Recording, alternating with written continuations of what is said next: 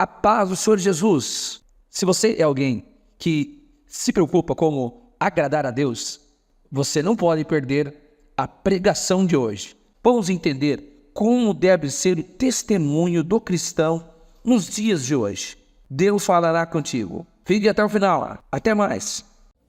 Vamos ler a palavra de Deus, irmãos? Vamos. Carta aos Efésios, capítulo 4, versículos 15 e 16.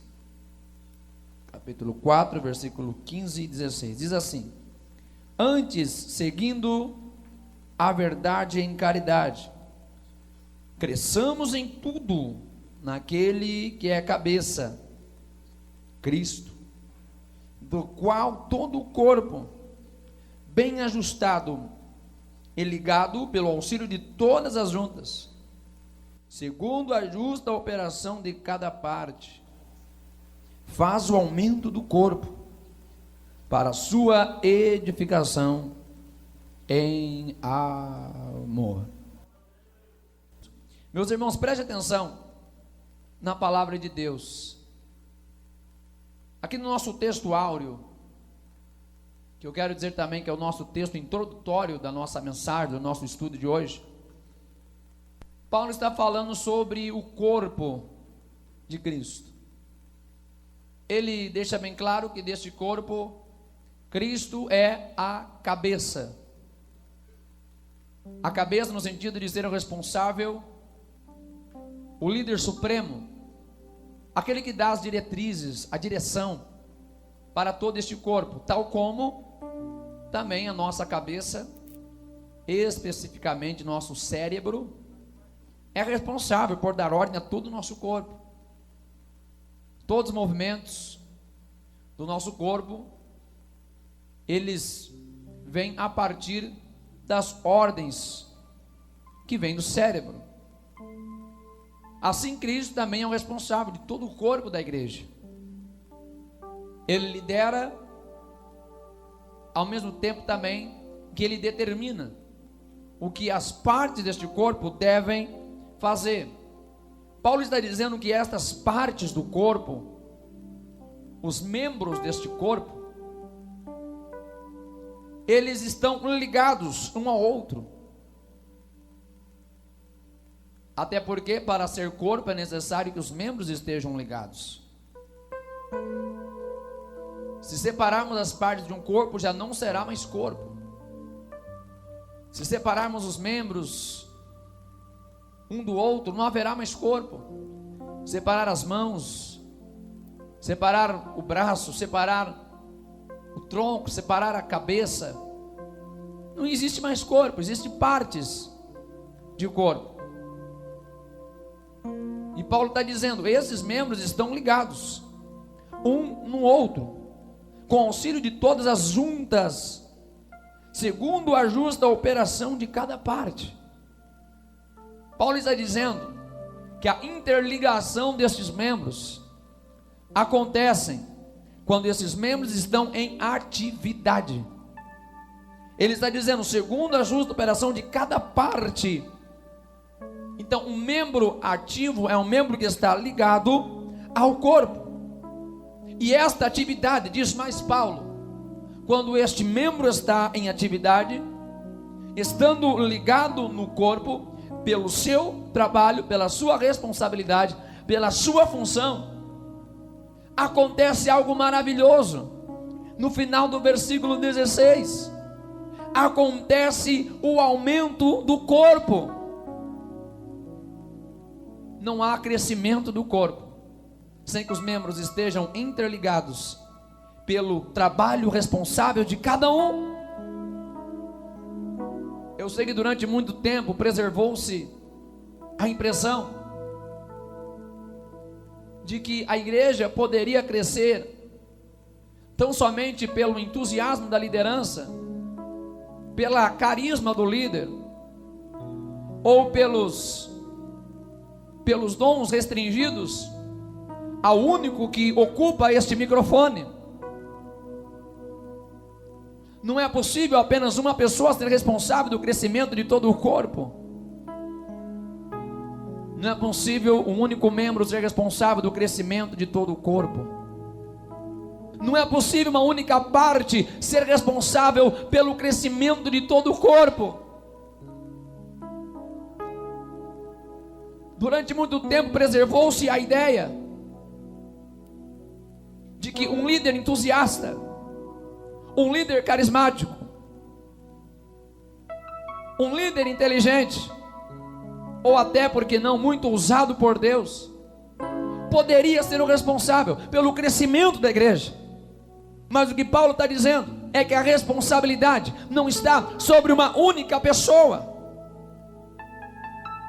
Paulo está sendo claro em suas palavras aqui em Efésios, que a responsabilidade do crescimento do corpo está em cada membro, quando está interligado pelo seu trabalho, assumindo a sua responsabilidade dentro do corpo. A liderança não tem responsabilidade? Tem, porque ele é parte do corpo também. Mas cada membro deste corpo precisa entender qual é a sua função. Um membro não pode culpar o outro por não fazer a sua parte. Eu não posso culpar a minha igreja por não fazer a minha parte. Como cada um não pode culpar um ao outro, porque eu sou membro que faz parte de um corpo onde o cabeça é Cristo. Se o membro que está interligado comigo não entende a parte dele, eu entendo, porque eu recebo direto do cabeça que é Cristo. Cada membro recebe a sua ordem da mesma fonte. Assim como a mão recebe do cérebro, o pé também recebe do cérebro. Todos os membros do corpo recebem impulsos nervosos que vêm ambos do mesmo lugar. O pé não pode culpar a mão não pode culpar o pé. Se há alguém que não entendeu, a gente tem que entender. Se há alguém que não compreendeu e ainda não se autorresponsabilizou pela sua parte no corpo, nós vamos fazer a nossa parte. Contra fatos não há argumento, e contra a palavra de Deus não há retórica suficiente que possa substituir o que está nas Sagradas Escrituras.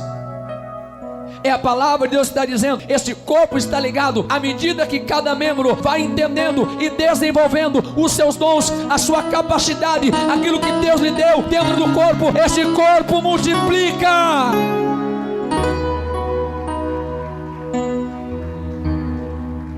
Nós estamos ligados ao corpo se estamos exercendo a nossa responsabilidade. Eu nem comecei a aula ainda, mas esse é um assunto tão importante para a igreja, que a cada dia nós estamos seguindo a terrível tendência de mais nos neutralizar. A cada dia nós estamos seguindo esta tendência tão ruim de a cada dia a gente ser mais exclusivista, e como diz a linguagem mais coloquial, mais comum, a gente vai se preocupando mais em cuidar da gente mesmo e do nosso próprio nariz, e vai deixando um pouquinho de exercer a função dentro do corpo, o trabalho dentro do corpo, aquilo que a gente pode fazer para somar no reino, para contribuir no reino, para somar na obra de Deus. E Paulo está dizendo: é este corpo que cresce, é este corpo que multiplica, é este corpo que dá resultado, onde existe plena responsabilidade de todos que fazem parte do mesmo. Somos corpo de Cristo, mas somos também indivíduos. Apesar de estarmos num corpo, mas cada um é parte e tem a sua responsabilidade. Como nós entendemos isso? Um corpo só, sendo cada um indivíduo. Somos indivíduos que estão unidos pelo mesmo propósito e também pelo mesmo amor. O mesmo amor que salvou a minha vida também salvou a tua vida. Esse amor também me conduz a exercer os meus dons, os meus talentos dentro da obra de Deus. Este mesmo amor me leva a cumprir o propósito de Deus. E o propósito de Deus é um só, ainda que Ele use pessoas de formas distintas. Ainda que Ele use pessoas de formas diferentes, mas o propósito de Deus para a sua obra e para o seu reino é um só. Não tem diversos propósitos, não tem ambiguidade no propósito de Deus. Deus tem um propósito claro e definido para a sua igreja. Jesus disse aos seus discípulos, Evangelho de João capítulo 15: eu vos escolhi para que vades e deis fruto, e o vosso fruto permaneça. O propósito de Deus é que nós frutifiquemos, é que nós apresentemos resultado. É isto que nos une. Temos alguns objetivos na nossa lição. Precisamos entender que o nosso testemunho é uma grande pregação. E como é importante o nosso testemunho, dentro e fora da igreja. Nós vamos entender também que não podemos deixar Deus em segundo plano na nossa vida. Através dessa lição também a gente vai entender a necessidade de congregar. E vamos receber também de Deus um despertamento para congregar. Nossa aula hoje basicamente vai trabalhar em dois aspectos: a questão do testemunho do cristão e também a sua participação dentro do corpo. Não são assuntos distintos, mas eles estão plenamente interligados, porque o nosso bom testemunho provém da comunhão que nós temos com Cristo e também com a sua igreja, e vice-versa. A nossa comunhão com Cristo, a nossa comunhão com a igreja vai nos levar também a demonstrar um testemunho santo que agrada a Deus. Quer aplaudir a Jesus? Pode aplaudir, pode aplaudir, pode aplaudir. A Bíblia Sagrada nos mostra que Davi era alguém que tinha alegria de ir à casa de Deus. Salmo 122, versículo 1. Para os judeus, ir à casa do Senhor era uma peregrinação. Eles viajavam de onde estavam para ir à casa do Senhor. Às vezes essa viagem durava horas. Talvez hoje alguns de nós podemos até de repente não morar tão próximos assim da igreja, mas no caso deles a viagem era dias. E Davi está dizendo: quando me convidam para ir à casa do Senhor, eu fico feliz, mesmo sabendo que eu vou ter que peregrinar, mesmo sabendo que eu vou ter que viajar, mesmo sabendo que eu vou ter que deixar de fazer muita coisa para poder ir à casa do Senhor. Davi era alguém muito ocupado, tinha muita atividade. Ele era rei, ele tinha guerras, ele tinha assuntos políticos, econômicos, sociais para tratar. Mas ele diz: olha, quando o assunto é ir à casa do Senhor, é isto que eu quero. Eu me alegro em alguém me convidar de ir à casa do Senhor. Pastor, e igreja é a casa do Senhor? É. Quando estavam bagunçando o templo, vendendo animais, o que foi que Jesus disse? Ei, quem mandou vocês fazerem da casa do meu pai um covil de ladrões? Está escrito: a casa de Deus é casa de oração. Jesus chamou o templo de casa de Deus. Está errado? Vê com Jesus, fala com Ele para mudar esse versículo. Porque hoje em dia o movimento dos desigrejados está batendo forte. Teve gente que se acostumou a assistir culto online na quarentena e está assistindo até hoje. Alguns, claro, não podem, mas alguns simplesmente porque estão desconsiderando a necessidade de congregar, de cultuar, de estar na igreja. Aqui é a casa de Deus, é aqui que os filhos dele se reúnem. Não é na casa do pai que a gente se reúne para as festas mais importantes, para a festa de Natal, festa de Ano Novo. Não é na casa dos pais que a gente se reúne, é na casa de Deus que a gente se encontra. A igreja é sim casa de Deus, foi Jesus quem disse: é aqui que os filhos do Pai se encontram para adorá-lo, para glorificá-lo. Podemos estar em tantos lugares. Salmo 84, versículo 10 vai dizer: mais vale um dia nos teus átrios do que 1000 em outros lugares. Mas infelizmente hoje há uma geração que prefere 1000 vezes estar em outros lugares do que estar uma vez na casa de Deus. Qual valor nós temos dado para isso? Livro de Eclesiastes, capítulo 5, versículo 1, vai dar uma ordem para nós: guarda o teu pé quando entrares na casa do Senhor. Aqui eu digo que os dois aspectos da nossa aula se convergem: o testemunho e o congregar. Porque o autor ao livro de Eclesiastes, Salomão, está dizendo que é necessário guardar o pé quando entrar na casa de Deus. E nós já entendemos que a casa de Deus é o templo onde nós adoramos. Guarda o teu pé.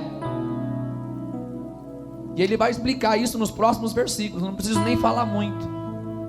Nos próximos versículos ele começa a explicar.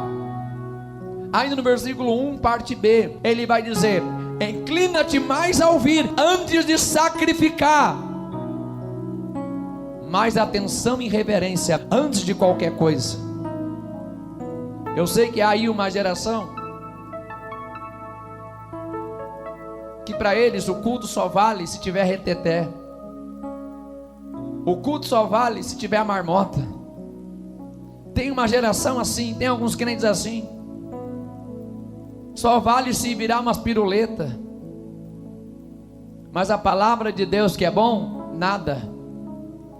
E ele está dizendo: guarda o teu pé, ouve mais a palavra, esteja atento com a palavra. Sabe por quê? Porque até aquilo que a gente vai apresentar para Deus deve estar fundamentado na palavra de Deus. Porque de repente até o nosso culto pode se tornar inútil diante de Deus, se nós estivermos embasados, reverentes à palavra de Deus. Deus não quer que a gente adore Ele só por adorar, não. Deus não quer que a gente entre no embalo da maioria, não, porque todo mundo está levantando a mão, a gente tem que levantar também. Deus não quer que a gente dê glória só porque todo mundo está dando glória. Deus não quer que a gente venha à igreja somente porque todo mundo vem à igreja, então eu vou ir também. Ele está dizendo: guarde o teu pé, entenda a palavra de Deus, seja reverente à presença deste Deus, se preocupe em ouvir a voz de Deus antes de qualquer coisa. Ele diz mais no versículo 2: não seja precipitado a falar, antes de falar ouça primeiro. Porque Deus é soberano, Deus está sobre tudo e sobre todos. Eu sei que a gente está acostumado a vir para a igreja só para receber, mas o culto que agrada a Deus é o culto que a gente vem para dar, é o culto que a gente vem para entregar. Romanos capítulo 12: rogo-vos, pois, pela compaixão divina, que apresentei os vossos corpos em um culto vivo, um sacrifício racional a Deus, porque este é o vosso culto racional. A gente tem que parar de vir à igreja só para receber, só para receber, só para receber. Daqui a pouco a gente está cheio já de receber. Está na hora de a gente começar a vir à igreja para dar. Dar o que, pastor? Dar adoração de verdade para Deus. Dar adoração que preste para Deus mesmo. Vir à igreja para se humilhar mesmo. Senhor, hoje eu quero ir para a igreja para me humilhar, Senhor, na tua presença. Meu Deus, hoje eu quero ir para a tua casa, Senhor. Meu Deus, porque eu quero ser impactado pela tua palavra, eu quero ser transformado. Que nós possamos mudar as nossas diretrizes de culto. Como eu dizia hoje ainda na meditação, infelizmente hoje as igrejas, muitos pastores têm se transformado em prestadores de serviço e vão se prostrando à concorrência, porque a cada esquina tem uma igreja. E aí a igreja se sente levada a fazer aquilo que agrada as pessoas. Muitos pregadores, infelizmente, muitos pastores que vão deixando de pregar a verdade, porque a verdade é pregação impopular.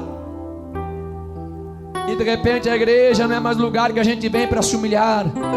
Igreja já não é mais lugar que a gente vem tão somente para buscar a face de Deus. Acaba entrando nesse ritmo perigoso de começar a se tornar crentes juízes, crentes seletivos, que começa a julgar se a pregação está de acordo com a nossa vontade, mas não verifica se a pregação é bíblica.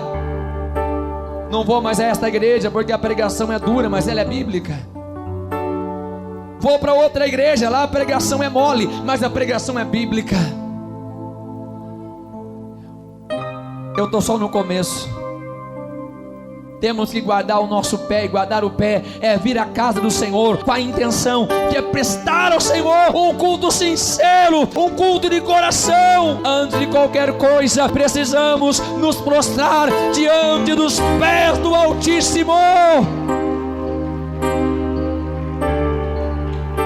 Nossa leitura bíblica está em Hebreus capítulo 12, versículos do 1 ao 3.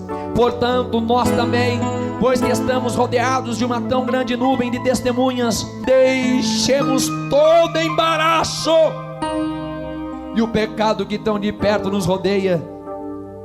Corramos com paciência a carreira que nos está proposta, olhando para Jesus, o autor e consumador da fé, o qual pelo gozo que lhe estava proposto suportou a cruz,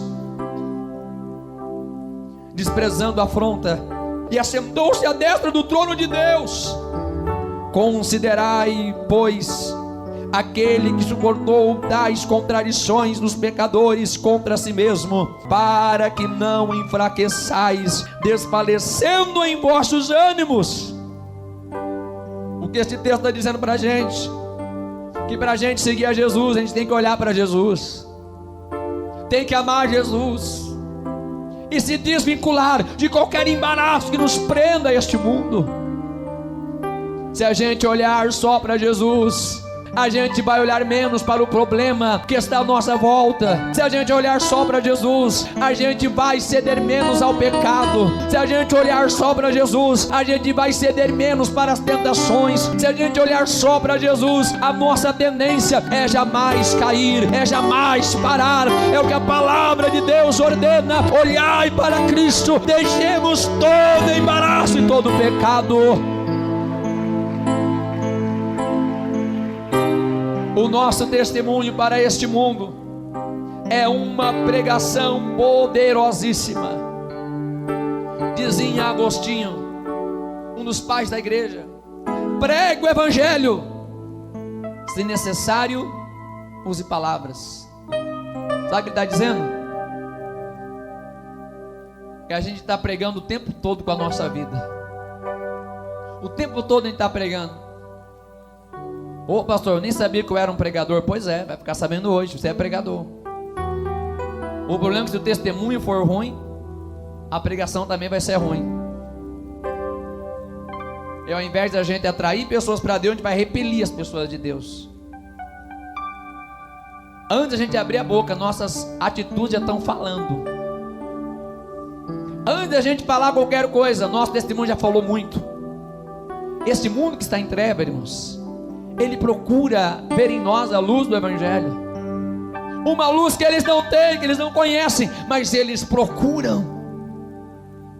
Quem está em trevas quer ver a luz, eles querem encontrar esta luz, eles querem encontrar a semelhança de Cristo, para que eles possam crer em Cristo. Eles querem ver em nós aquilo que falta neles. É exatamente por este motivo que a igreja, ela anda na contramão do mundo, e ela distingue em tudo do mundo. E quanto mais crente a gente for, mais diferente a gente vai ser do mundo. É inevitável, é imprescindível. Temos que andar nessa direção. Quanto mais nós somos luz, quanto mais nós brilhamos, mais nós somos semelhantes a Cristo. Pode aplaudir a Jesus Cristo, pode aplaudir a Jesus Cristo. O mundo quer ver isso em nós. O mundo não quer ver em nós aquilo que eles já têm. A pessoa está lá no pecado e vai ver um crente cheio de pecado. A pessoa vive uma vida cheia de vaidade, movido pelo orgulho, coração impuro, se veste de forma impura, pensamento lascivo, e vai vir à igreja, vai encontrar a mesma coisa. Ele vai dizer: o que eu vou fazer aí? Isso aí eu já faço, esse comportamento eu já tenho. O mundo tem que ver em nós aquilo que eles não têm. Jesus disse: vocês são a luz do mundo. Tome cuidado para que a luz que há em vocês não sejam trevas, senão tão grande é esta escuridão. Tem que haver a diferença, sim. Devemos estar atentos como é que estamos se apresentando diante deste mundo. Nada pode obscurecer a luz da graça de Deus em nós. Nós não podemos deixar. Irmãos, Cristo já nos chamou das trevas para a luz. O que é que a gente perdeu lá nas trevas? O que é que a gente perdeu lá nas trevas? Eu usei esse exemplo por esses dias. A gente tem inveja do que o mundo faz. A gente tem inveja da roupa que o mundo usa, da vaidade que o mundo tem, do engano que o mundo exerce, dos pecados que eles fazem. É a mesma coisa alguém que está em liberdade aqui como nós sentir inveja de alguém que está encarcerado e dizer: nossa, como eu queria estar preso, nossa, como eu queria perder a minha liberdade, nossa, como eu queria estar agora dentro de uma cadeia. É a mesma coisa, porque nós já fomos libertados pelo poderoso sangue de Cristo. Ah, meu Deus do céu, o que foi que a gente perdeu no mundo? O que foi que a gente perdeu nas trevas? O que foi que ficou para trás? Jesus já nos chamou para a luz. Jesus já nos chamou para brilhar. Oh meu Deus, o que é que a gente está perdendo no mundo? O que é que a gente perdeu que eles têm que a gente não tem? Com o nosso testemunho pode acontecer duas coisas. Primeiro, a gente pode evangelizar. Nossa vida pode ser uma Bíblia aberta e o mundo olhar para nós e crer em Jesus, dizer: opa, ali vai um servo de Deus. Opa, ali vai uma mulher de Deus. Ela é diferente, ele é diferente. Ela se veste diferente. Pessoas da mesma idade que ela se vestem de uma forma bem errada, mas ela se veste diferente. Jovens da idade dele falam palavras bem erradas, mas ele não fala. Se envolve em conversas profanas, ele não se envolve com isso. A gente pode evangelizar só com a nossa atitude. Vão olhar para a gente e vão dizer: está diferente isso aí. Mas pelo contrário, a gente pode também escandalizar. Porque de repente eles vão ficar sabendo que a gente é crente. E vão olhar para nós e dizer: você é crente mesmo? Você é crente? Assim é crente? Então tá bom. O nosso testemunho pode trazer pessoas para Jesus, ou o nosso testemunho pode afastar as pessoas de Jesus. Que nós possamos hoje pedir a misericórdia de Deus, para que a nossa conduta seja uma conduta de luz, para que todas as pessoas que estiverem à nossa volta, se por acaso estiverem em trevas, sejam envolvidos pela luz da palavra de Deus que habita em nós e que resplandece pelas nossas atitudes. Cultuar a Deus é uma necessidade. Observe que a gente está intercalando os dois assuntos, porque assim está no nosso manual e eu achei maravilhoso esta ideia. Precisamos despertar do sono, já é tempo. Romanos 13:11. Parece que a gente está um pouco distraído. Parece que a gente está um pouco desatento sobre nossas responsabilidades. De servir a Deus, de testemunhar o Evangelho, de guardar nosso comportamento, de estar na igreja. Infelizmente, às vezes para nós, falta um pouquinho o compromisso de cultuar. Isso é um sinal do esfriamento que Jesus já havia previsto. Foi Ele quem disse: a fé de muitos esfriaria.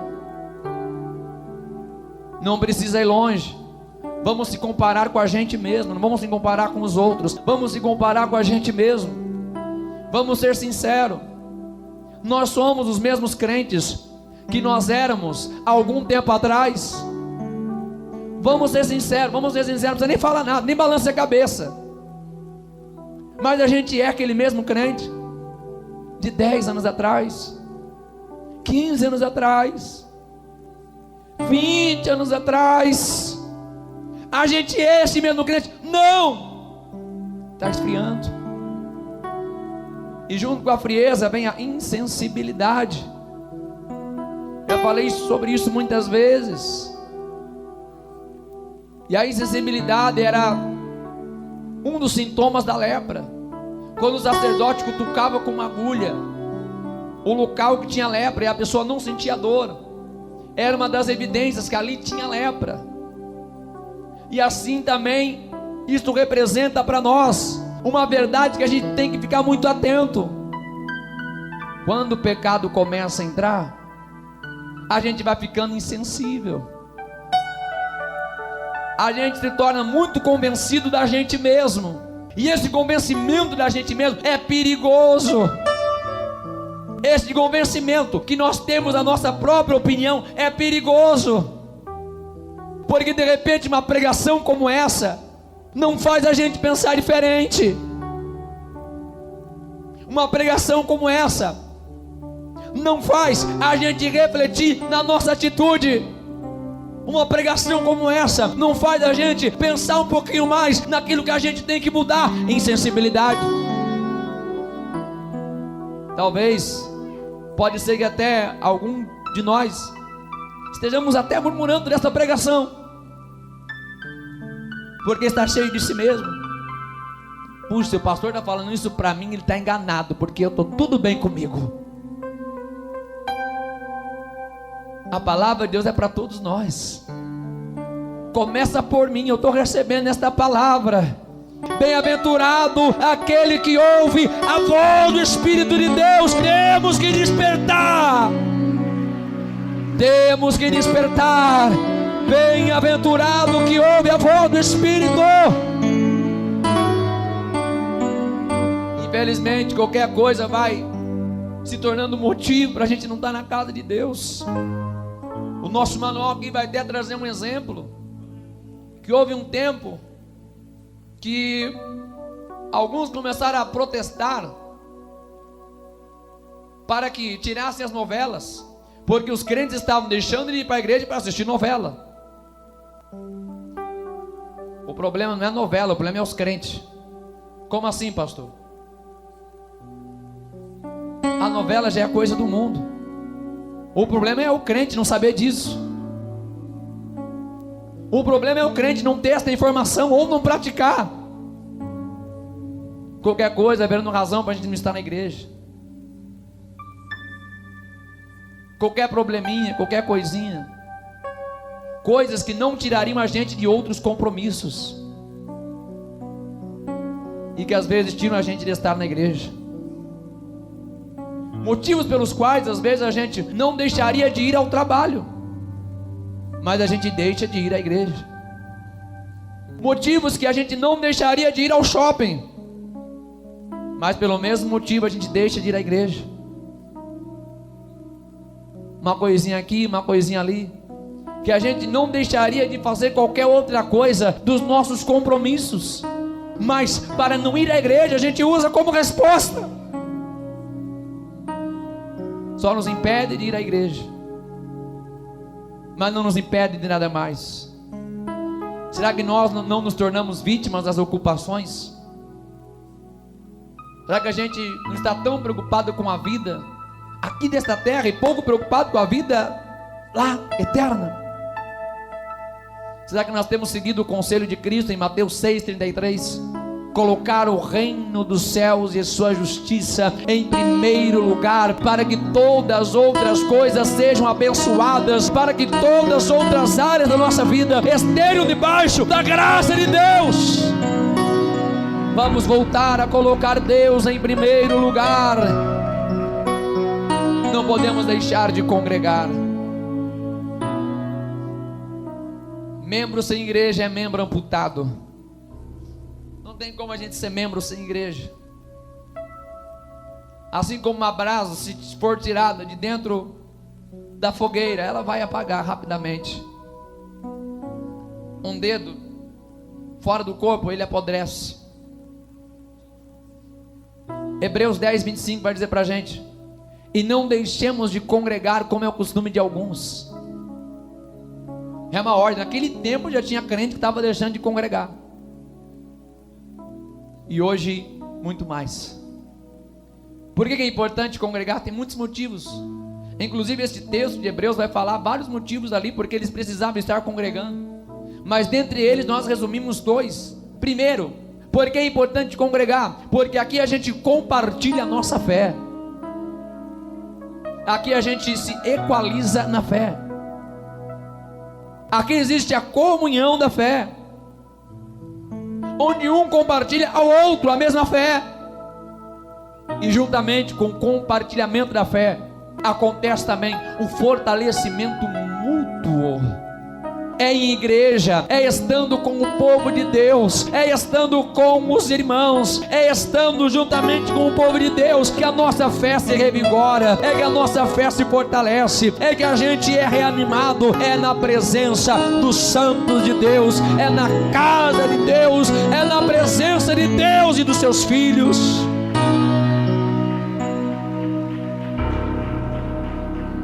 Eu sei que a gente tem diminuído cada dia mais a nossa frequência aos cultos, mas mesmo com as lutas que a gente está vivendo, o caminho tem que ser inverso. A gente precisa procurar mais e mais e mais e mais estar buscando a Deus.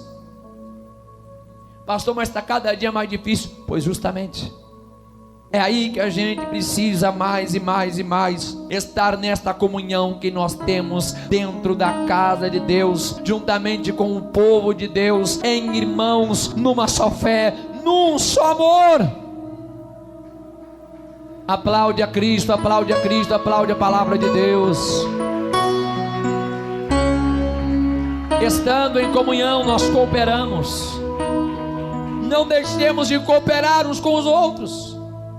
Primeira Epístola aos Coríntios, capítulo 15, versículo 58, vai dizer que o trabalho que fazemos para Deus na sua obra, ele não é vão. Vale a pena estar aqui trabalhando para Jesus, fazer alguma coisa para Jesus, servindo a Deus de coração, edificando uns aos outros. Servir a Cristo é servir a igreja, sabia disso? Não tem como a gente dizer que serve a Cristo, a gente não servir a nossa igreja. Como nossa igreja, eu me refiro aos nossos irmãos. Se a gente não serve a igreja, não serve a Cristo, porque a igreja é o corpo místico de Cristo. Se a gente não está servindo a igreja, a gente não está servindo a Jesus. Qual está sendo o nosso papel de serviço dentro do corpo da igreja? O que é que a gente está fazendo para poder somar na igreja de Cristo? O que é que a gente está fazendo para somar dentro do povo de Deus, juntamente com nossos irmãos? Deus deu talentos a cada um de nós. A Bíblia diz que o Senhor chamou 3 homens, deu a cada um conforme a medida da sua capacidade. Um recebeu 5, outro recebeu 2, outro recebeu 1. Ele sabia o que cada um podia fazer e assim distribuiu proporcionalmente. Deus não vai cobrar por aquilo que Ele não nos deu, mas o que Ele deu, Ele vai cobrar. E Tiago fala no seu livro, capítulo 4, aquele que sabe fazer o bem não faz peca porque está enterrando um talento de Deus. Deus te chamou para somar, Deus te chamou para multiplicar. Deus tem mais do que você imagina. Deus quer fazer mais por você, além do que você pensa. Deus colocou o dom na tua vida. Desperta o dom que há em ti. Desperta o dom de Deus que há em ti. Porque é nesta mutualidade dos dons e dos talentos é que o corpo é edificado. Ninguém tem todos os dons, mas os dons são completados pelo corpo de Cristo. Porque cada um Deus vai usar de um jeito, cada um Deus vai usar para um propósito. Não tem super vaso, não tem super homem de Deus, super mulher de Deus, não tem. Deus concede um dom para mim, concede um dom para você também, para que a gente, todo mundo junto, misturado, a gente vá trazendo essa edificação para a igreja. Deus colocou um talento na tua vida. Talvez você ainda não identificou, mas hoje a gente vai clamar a Deus e pedir: Senhor, eis-me aqui na tua presença, à tua disposição. Senhor, começa a me usar na tua presença, começa a me usar na tua casa. Senhor, eu quero ser bênção na vida dos meus irmãos. Se você quer aplaudir a Jesus, aplaude. Ele quer fazer você canal de bênção dentro do corpo de Cristo. A nossa casa espiritual só pode estar edificada em Cristo. Como diz o texto que a gente leu em Hebreus 12:2: olhai para Jesus Cristo. Irmão, quem olha para Jesus não cai, não tem perigo. Aquele velho e antigo exemplo que a gente sempre fala é o exemplo do irmão Pedro, que enquanto olhou para Jesus, andou sobre as águas, não foi não? Se colocar fé no homem, já era. Porque o homem pode ser mais exemplar que seja, mas ele é um homem. Claro que existem pessoas que se tornam referências de fé, aí tudo bem. Eu tenho muitos homens de Deus que são referências para a minha fé. Sim, isso é saudável, mas a nossa fé tem que estar em Jesus. Nós não podemos depender de ninguém para exercer a nossa fé. Quem me entende, diga glória a Deus. A gente não pode depender nem do nosso pastor para exercer a nossa fé, até porque você encontra o seu pastor só aqui no culto. Lá na tua casa você vai ter que usar a tua fé sem o teu pastor.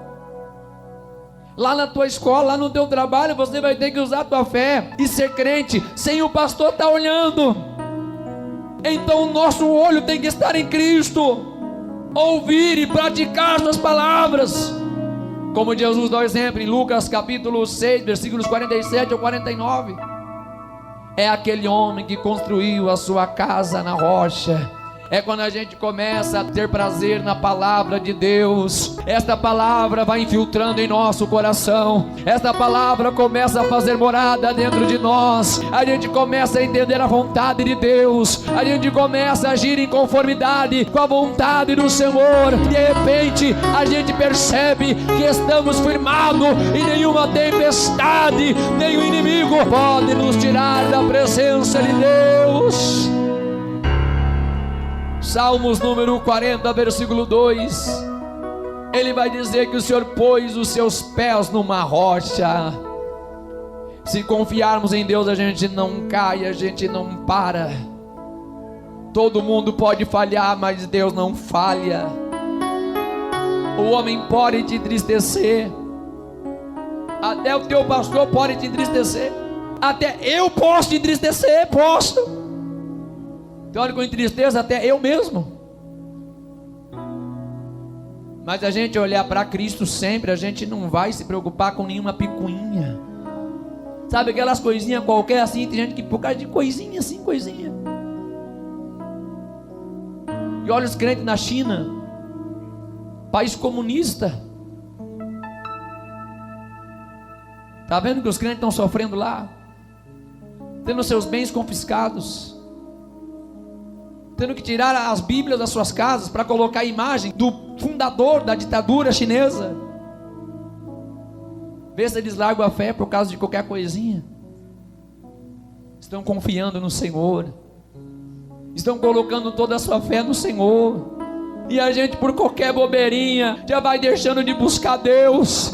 Por qualquer bobeirinha a gente deixa de cultuar, deixa de congregar, já diz que vai sair da igreja, já diz que vai achar outra coisa para fazer na vida. É melhor a gente estar firmado em Cristo, firmado em Deus. Não olha para ninguém, porque quem pagou o preço pela tua alma não foi homem algum, não foi mulher alguma, não foi ninguém, senão o Filho unigênito de Deus. Olhai para Cristo.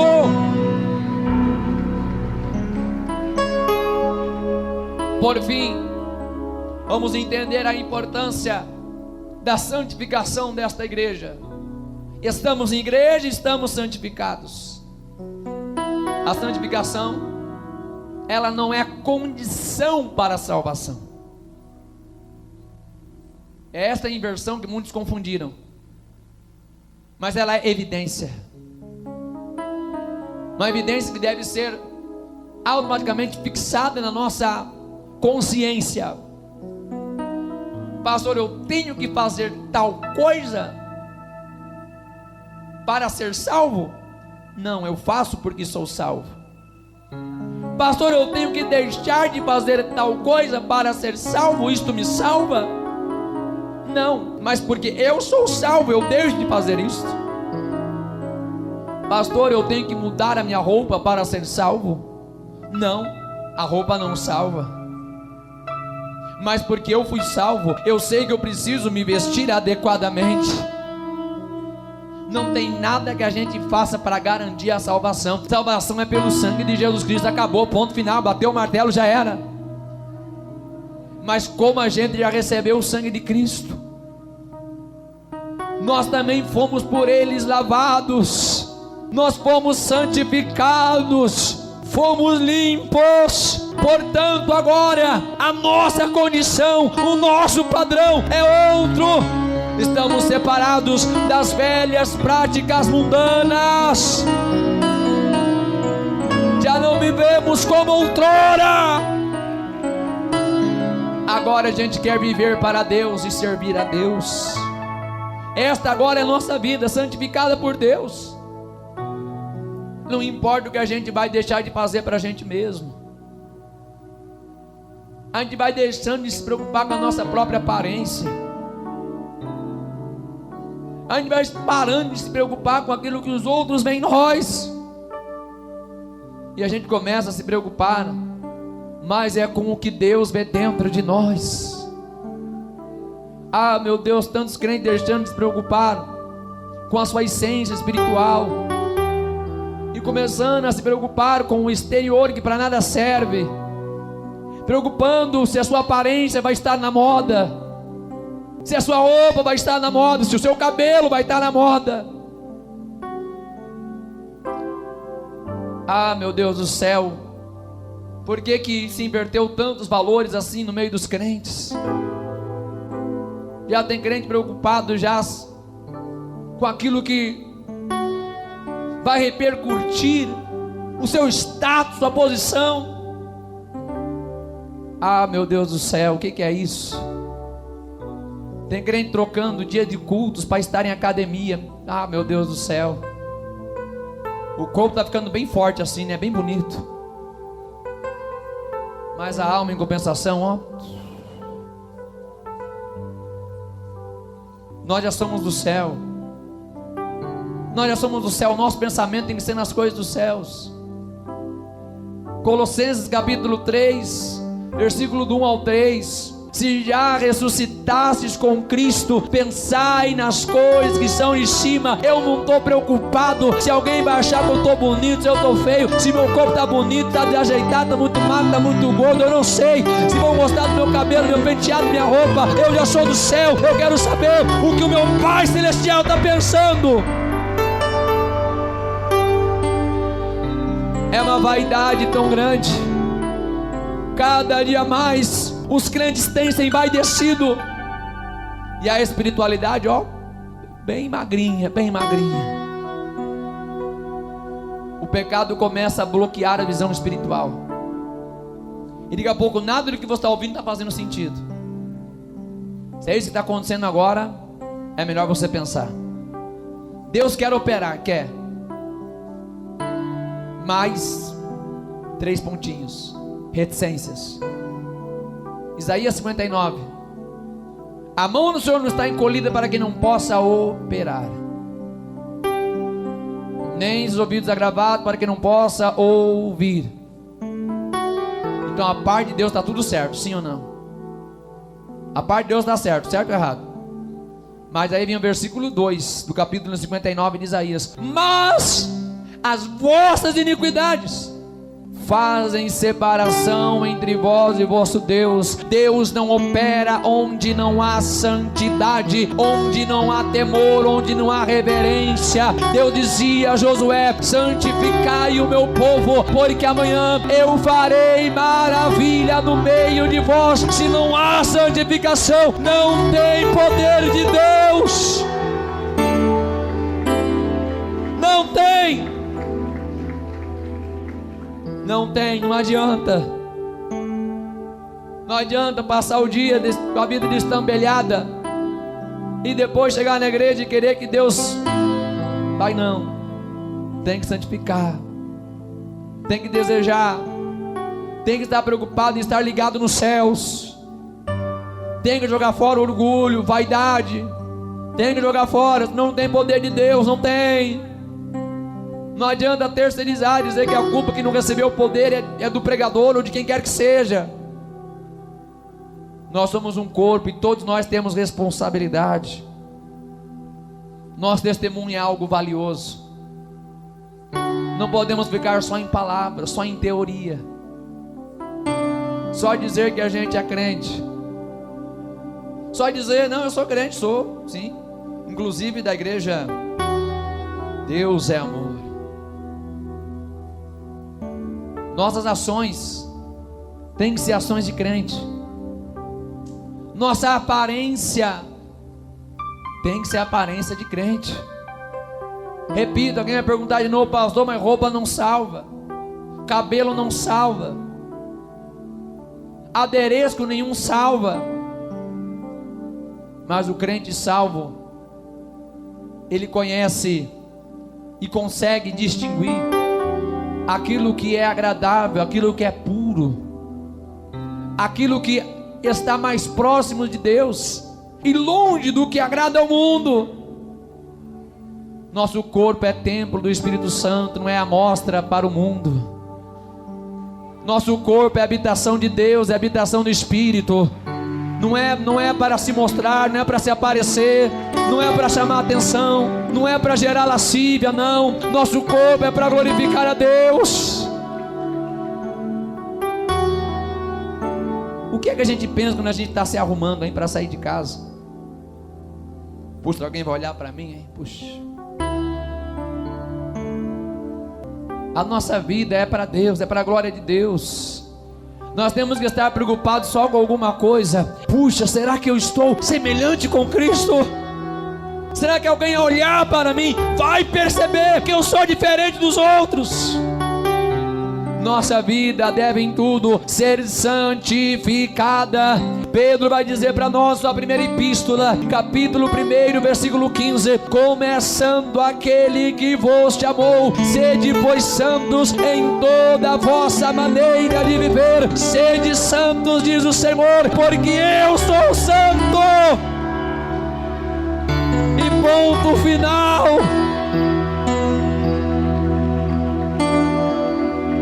Pastor Júlio, mas ninguém mais prega estas coisas. Pois é, para você ver como o negócio está feio. Pastor, mas ninguém mais fala essas coisas. A pregação do senhor aí é do século 17. Pois é, a Bíblia foi escrita anos antes de Cristo, inclusive, e eu estou usando ela até hoje. Se de alguns séculos ou de algumas décadas para cá alguém mudou a essência, deixa para lá, eu vou ficar com o que está escrito na palavra de Deus e acabou, porque eu sei que esta palavra é imutável. O mesmo Deus que falou no passado, fala no presente. Santidade ao Senhor. Guarda o teu pé quando entrares na casa do Senhor. Fica todos em pé em nome de Jesus. Somos um povo que está na casa de Deus, e somos um povo que amamos congregar na casa de Deus e vivemos em santidade. Se você é novo por aqui, não esquece de deixar o like e se inscrever no canal. E compartilhar também para dar aquela ajuda para nossa amizade. Vai! Fez isso? Tchau! Até mais!